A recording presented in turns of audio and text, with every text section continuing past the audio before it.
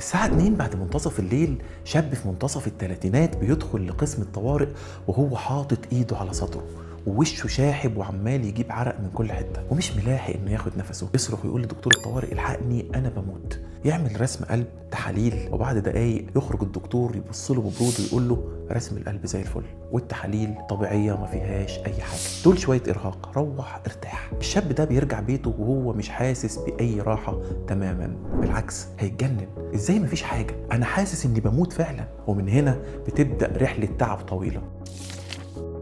النوبة بترجع له فجأة وهو في المترو، بيحس ان الدنيا عمالة تلف بيه، قلبه بيطير مش لاقي اي هوا يتنفسه، بيفتكر انها نوبة جلطة، وبعدها النوبة تجيله وهو في السوبر ماركت، وبعدها تحصل وهو سايق في العربية، وبعدها وهو بيصلي. بيبدأ يخاف انه يخرج، يخاف من الزحمة، يخاف انه يفضل لوحده، وتدريجيا حياته بالفعل عمالة تصغر. وما بيبقاش مريض بالهلع، بيبقى مريض بالخوف من الهلع، خايف من الخوف نفسه.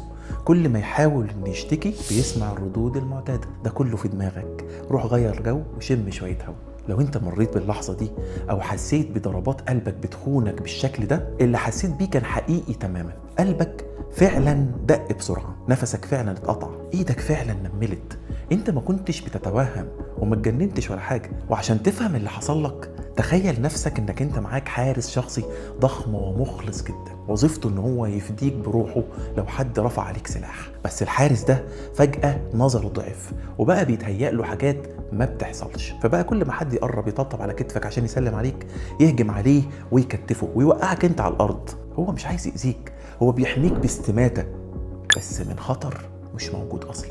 ده بالظبط اللي بيحصل في نوبات الهلع. ربنا سبحانه وتعالى خلق جوه دماغنا جهاز انذار اسمه اللوزة الدماغية، وظيفته ان هو يفرز ادرينالين لو شاف خطر حقيقي، زي مثلا ان شاف اسد فعلا بيهجم عليك، عشان قلبك يضخ دم لعضلاتك وتعرف تجري وتنجو بحياتك. وده اللي بنسميه استجابة الكر والفر. عند مريض الهلع الجهاز ده بيشتغل من غير اسد، جسمك بيقول انا متأهب ومخك بيترجمها ان انا بموت. والاهم من كده، في سنة 2024 العلماء في معهد سالك اكتشفوا حاجة غيرت فهمنا للهلع تماما. اكتشفوا ان النوبة مش مجرد وهم بيبدأ في مركز الخوف، لا دي بتبدأ من مسار عصبي مختلف وبيفرز مادة اسمها الباك اب. المادة دي بتبعت اشارات جسدية حقيقية بزيادة ضربات القلب وضيق التنفس. يعني جسمك ما كانش بيكذب عليك، هو كان بالفعل بيحاول يحميك، بس كأنه حارس شخصي أعمى عمال يضرب نار في توقيت غلط. وعشان كده بعد ما النوبة بتخلص بنحس بالفعل بحالة إنهاك شديد، كأنك مضروب علقة موت، وده طبيعي جدا.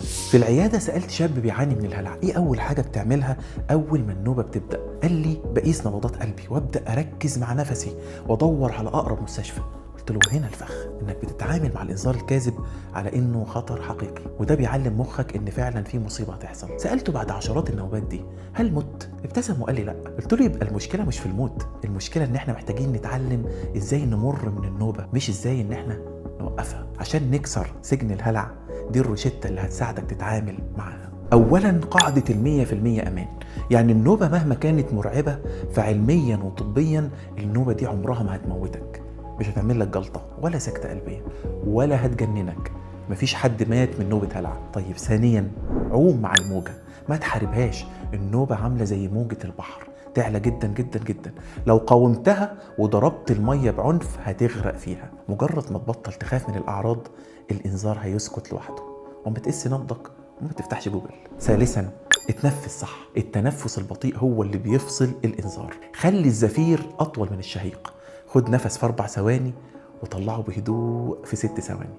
الحركة دي تبعت إشارة لجهازك العصبي إن الخطر انتهى. رابعا ما تصغرش حياتك، لو النوبة جات لك في مكان إياك تهرب من المكان ده فورا، خليك مكانك لحد ما تهدى عشان تثبت لمخك إن المكان آمن وتتجنب فوبيا الأماكن.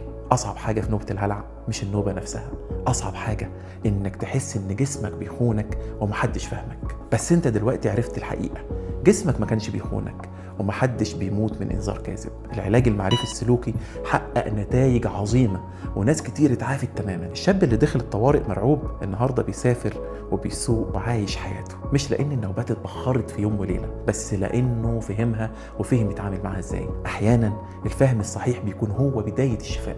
دي كانت حلقة جديدة من خلف الابتسام، المكان اللي احنا بنحاول فيه نفهم ايه اللي بيحصل جوه الإنسان قبل ما نحكم على اللي باين منه بره.